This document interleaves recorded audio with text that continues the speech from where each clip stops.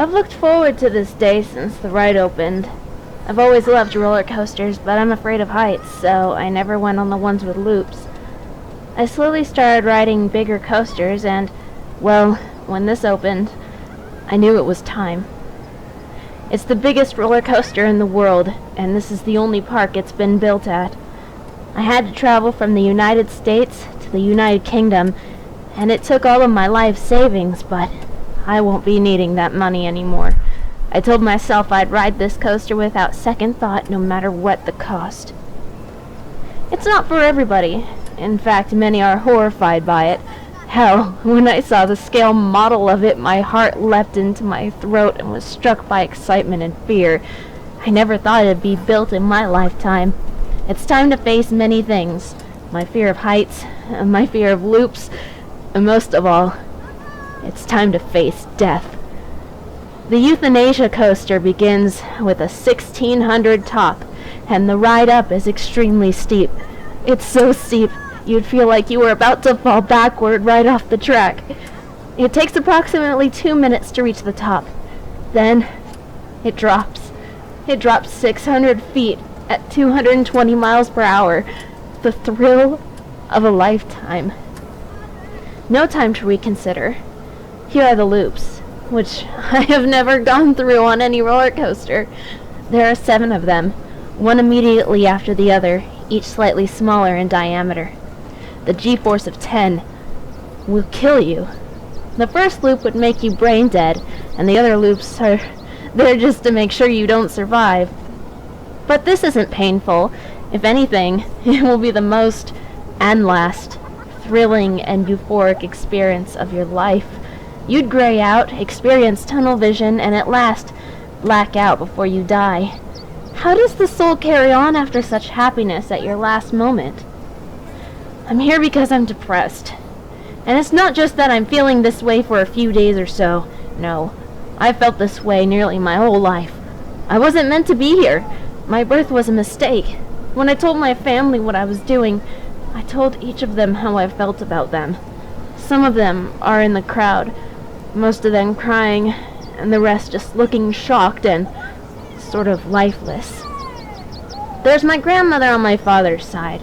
It was hard to read her expression, so I wasn't sure how she felt. I told her she was a crazy old hag who couldn't even love enough for her own damn children. I blamed her for my father's irresponsible nature, and I screamed at her about she always said that I'd never succeed, and I'd have to ask her for money. I even slapped her hard across the face and told her I hated her. Then there was my father. He was one of the ones sobbing the hardest. I told him I loved him and that, even though he was never a good parent, it wasn't his fault. I always knew that he loved me. He just never tried to help himself. I suspected he was probably manic-depressive too. But I said, "Daddy, I love you, and you will always be my father and my friend. Someday I hope we'll meet on the other side." 2 of my aunts were there. They had refused to bring their children, even though one of them, my aunt's daughter, looked up to me like an older sister. These 2 had caused me so much hurt. They feigned kindness, and the aforementioned aunt screamed at me, exactly how she used to scream at me. I didn't see my aunt in front of me that day. I didn't even know where I was.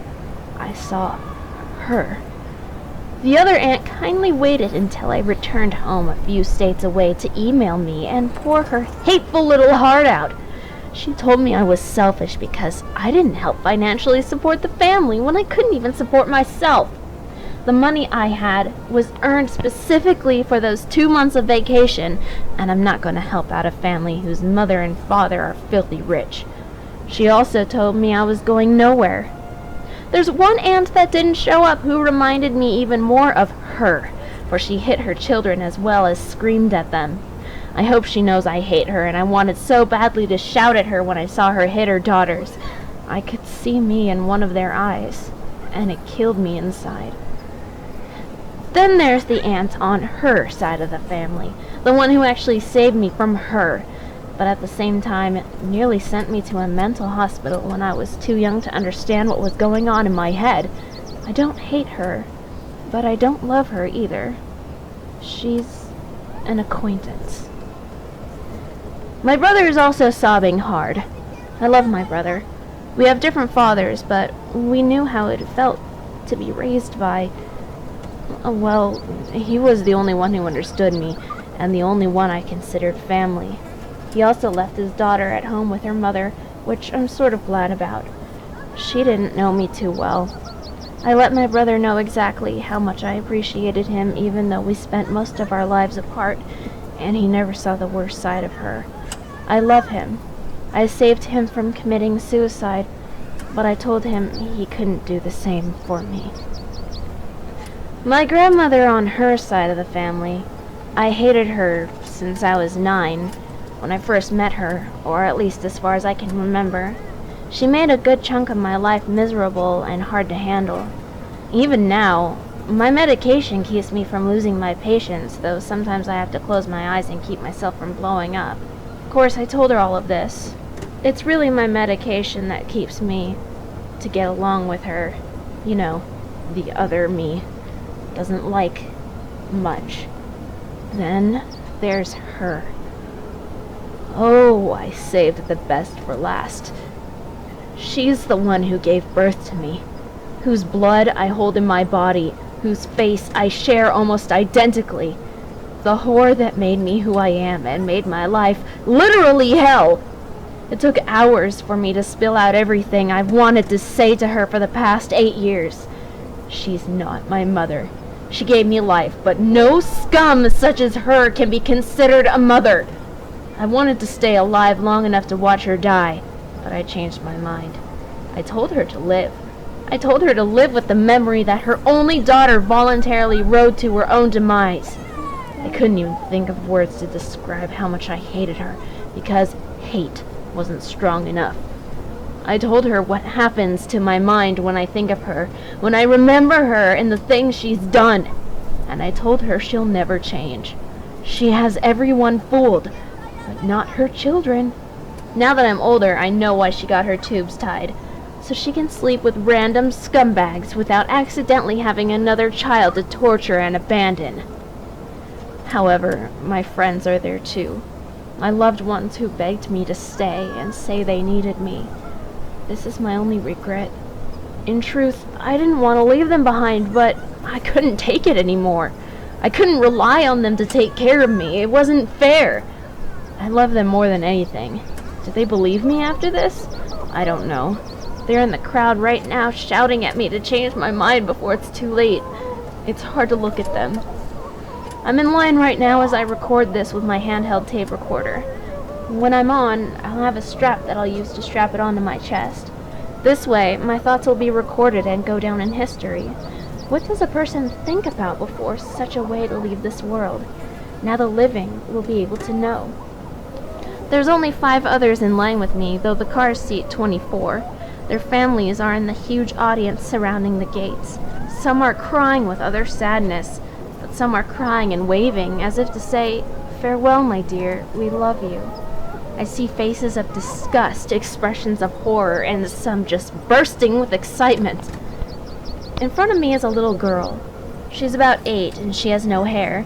She was diagnosed with cancer a long time ago and is expected to die in about 2 weeks.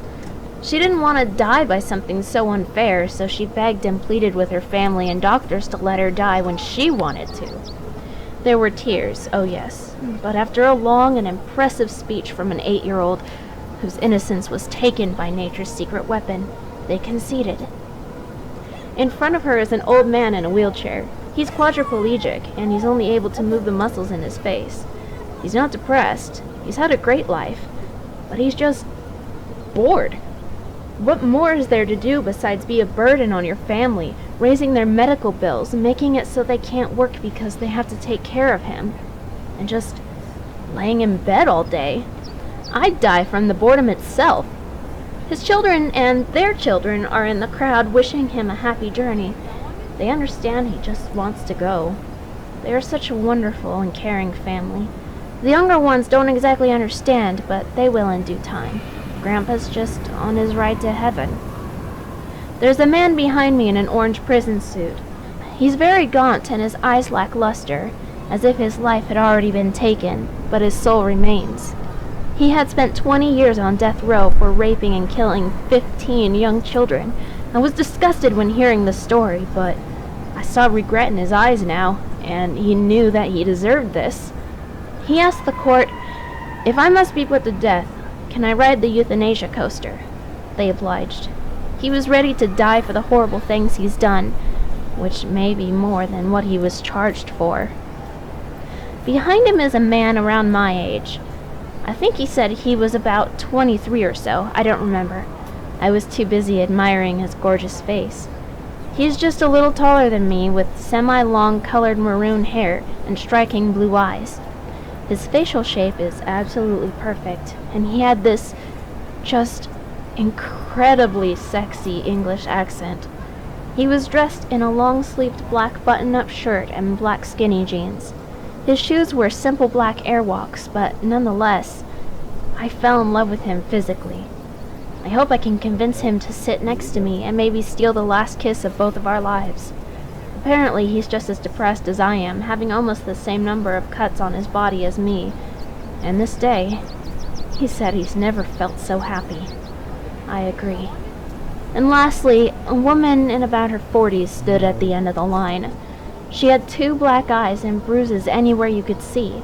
She sported dark scrapes, and her hair was ripped out in places.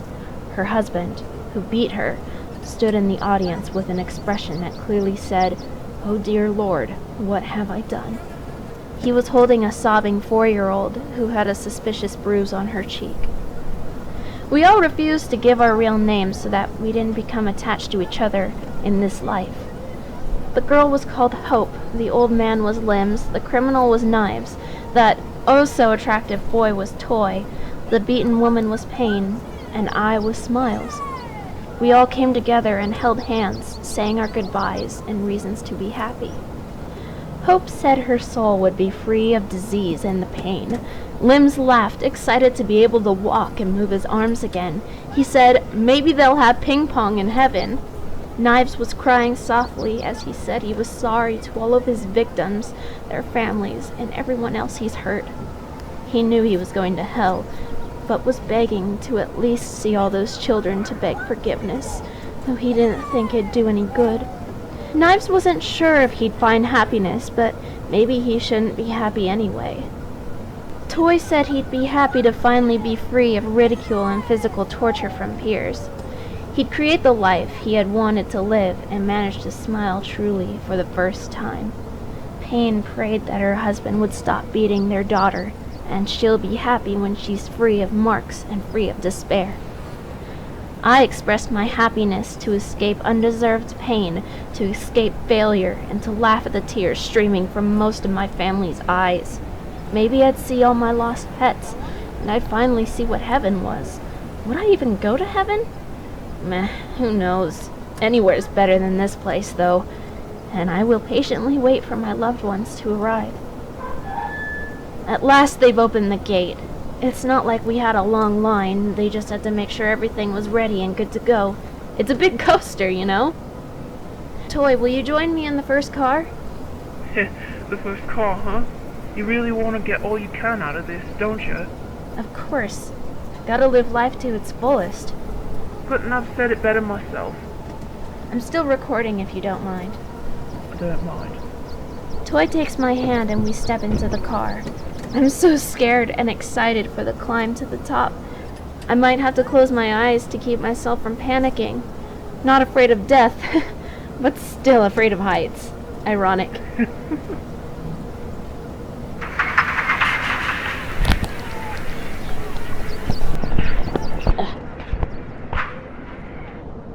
I think you're cute. I don't want to sound vain, but I get that a lot. Do you want to share a last kiss? Don't think of it as a last kiss, but the final kiss of our life. I'm sure even angels find love. It's a shame that someone as smart and beautiful as you won't live to pass on those traits to your child. Smiles, I wouldn't bring another child into this world. Good point. I didn't want children either. We're nearing the top. Oh, we're so high up. Talking to Toy definitely kept my mind off of my acrophobia. Happy to help. Oh my god, I'm smiling. It's a beautiful smile. Bye, everyone. Maybe we'll meet again someday. Bye. Oh, jeez. We're about to drop. Oh my god, we're so high up. This is terrifying, but wonderful. This is amazing. This is...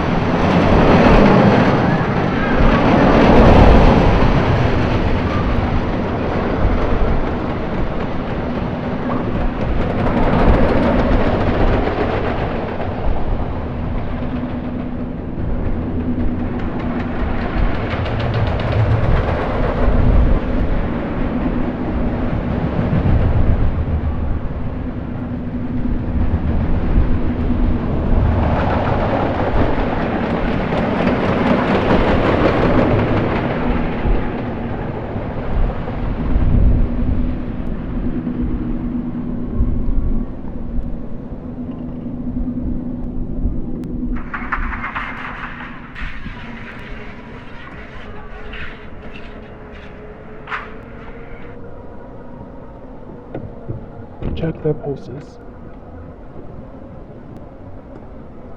They've passed.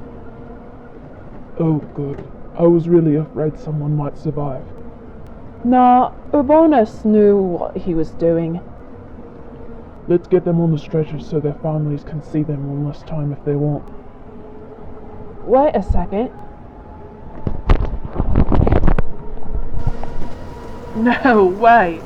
This girl was recording the whole thing. That's actually brilliant. We'll have to send the tape to Urbanus. I'm sure he'd be delighted to hear the experience she had. Righto.